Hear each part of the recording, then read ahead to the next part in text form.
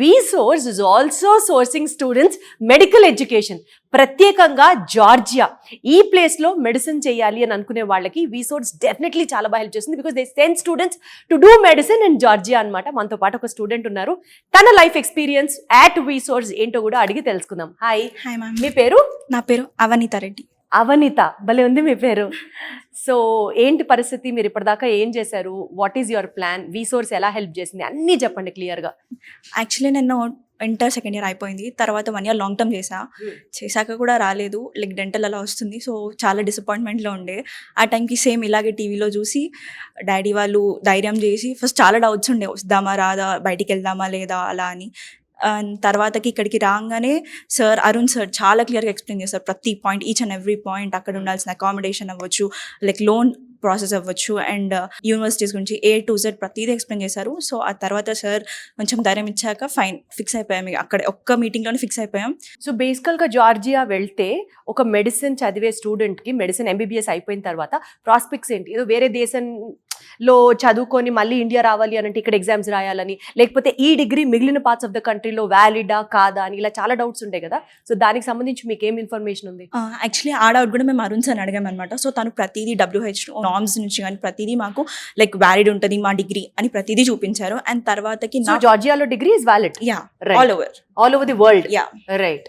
So నా university గురించి వచ్చేసి నేను నెక్స్ట్ US వెళ్దామని నా ప్లాన్ అనమాట. సో అక్కడ నుంచి మాకు USMLE ప్రోగ్రామ్ ఉంటుంది. నా యూనివర్సిటీ వచ్చి నేను కెన్వాకా యూనివర్సిటీలో చదువుదాం అనుకుంటున్నా. సో దానివల్ల మాకు ఫ్రీ PG అనే ఒక వండర్ఫుల్ ఆపర్చునిటీ మాకు ఇచ్చారు.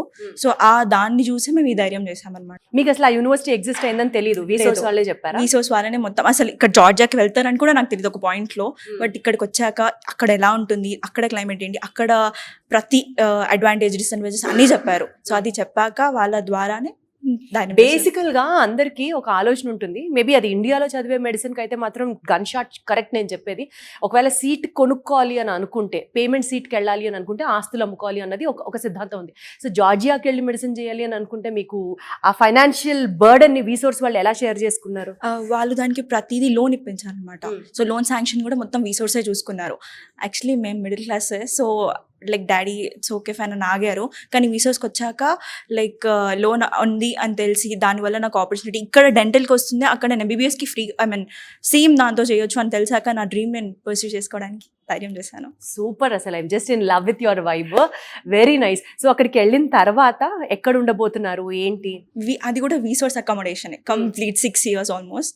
సో A to Z అన్ని వాళ్ళే చూసుకుంటాను, అక్కడ అకామిడేషన్, ఫుడ్ అండ్ ఎవ్రీథింగ్, సెక్యూరిటీతో సహా.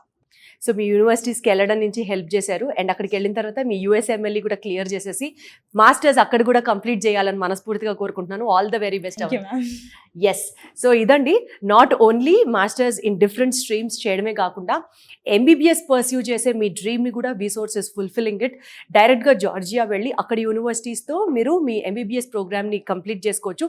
అండ్ ఏంటంటే అక్కడ degree is valid world wide according to WHO norms, తను ఇందాక చెప్పినట్లుగా. కాబట్టి ఆరామ్సే మీరు పెట్టే ప్రతి రూపాయికి 100% వాల్యూ ఉంటుంది అని మనస్ఫూర్తిగా నమ్ముతూ, once again thank you so much for VSource.